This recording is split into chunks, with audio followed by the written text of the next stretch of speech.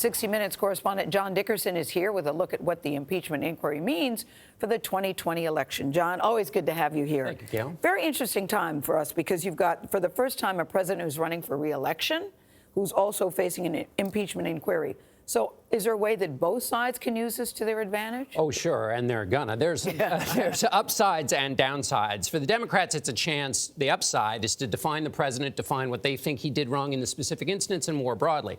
Downside is they look vindictive. They look like they're warping an honored institution for the purpose of just trying to get him out of office. For Republicans, the problem for them, the downside for them, is that they shred the traditional American values. You saw it in some of the defense of the president with Alexander Vindman, the lieutenant colonel in the Army, when some of the president's defenders basically said he had dual loyalties. Yeah. That was going too far. The upside for Republicans is that they get a chance to define Democrats through the impeachment process.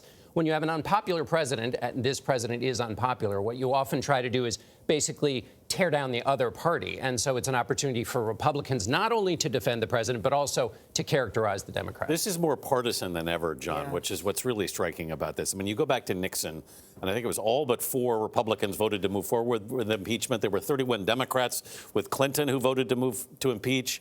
No Republicans on this recent vote. Right. We are in a more tribal period now where the structure of politics incentivizes people to close ranks.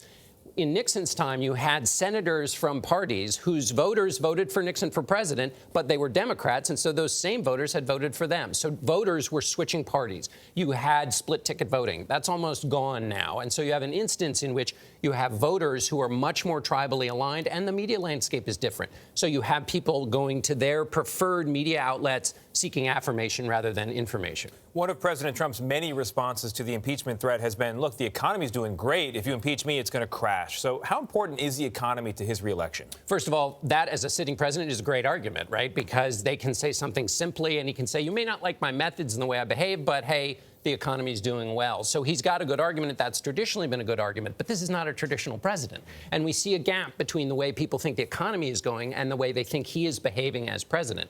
And that's why for Democrats in the course of impeachment and the election, their argument is to say, sure, the economy is important, but there are downsides to a disordered presidency, and here they are, A, B, and C. And that's their sort of key argument for the next year between now and the election. And to follow up on that, isn't this so much bigger than the impeachment question?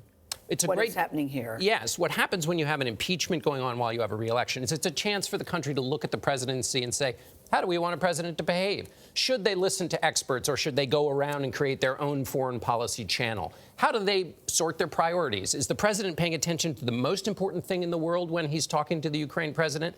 Or is he focused only on his set of priorities, which are different from the country's? Those kinds of debates about the larger role of the presidency are all on the table now. Now, we can all get distracted by the food fight in impeachment, or we can step back and say, what are the standards of a presidency? Is this president exceeding those standards, falling below them? And what are the costs? And we've never had a chance to be able to do that, have that larger conversation about the presidency.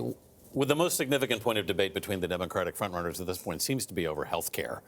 Do you think that's going to be the deciding factor here in the nominee? It's a proxy debate in a way, which is to say whether Medicare for All actually is ever going to happen is not as important as I get a signal from a candidate who's showing me their commitment on that issue. When Donald Trump said the Mexicans are going to pay for the wall, that was never going to happen. His voters knew it was never going to happen, but they thought that sends me a signal about how committed he is to that idea. That's really what Medicare for All is as a debate, because think about what a Democratic president will face when they come into office. Let's imagine they get elected. They will have been elected as a restoration of the American presidency, a Democrat. That's going to be a busy job. There's going to be a lot to do, most of it overseas. The political landscape will have been beaten by a year of politics.